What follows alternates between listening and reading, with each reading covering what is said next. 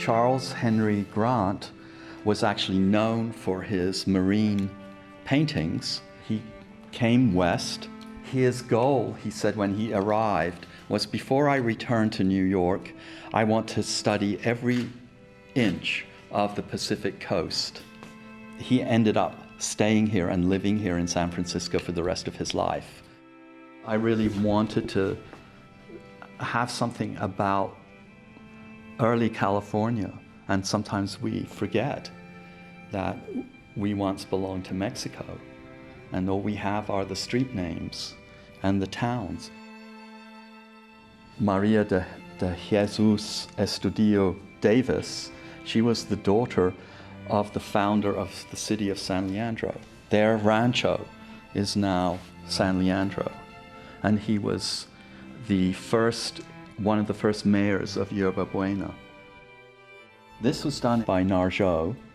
Nargeoz came from France, was lured by the gold fields, didn't make any money but knew how to paint, so he painted miners. This was done in 1884.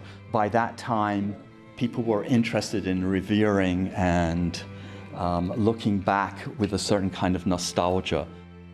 This painting is McComley Hill, which was the most dense mining camp, if you will, at the time. You would never guess that there's so many people because all you see is this lone miner with his cart. Mm-hmm. There must have been maybe 50,000 claims. It's a spectacular painting. What you're looking at is hydraulic mining, the actual devastation that hydraulic mining causes. You can see the tree stumps here. You can see how the hill has been washed down. And in fact, this mining was banned in the 1880s. So you have these different views of mining.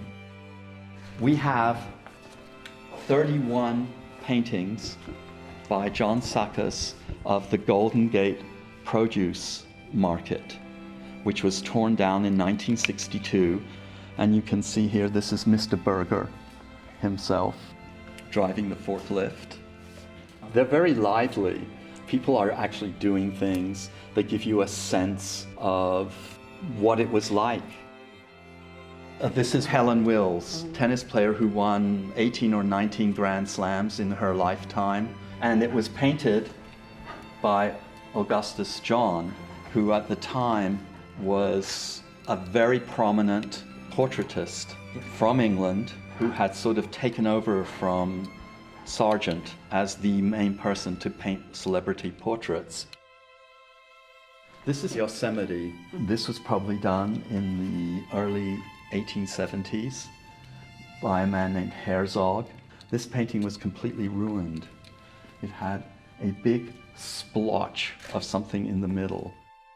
The paintings do have a lot of history. Think about 1890s. This was a time when San Francisco was really a cultural center. And this shows, this is how we are now. We're not the miners anymore.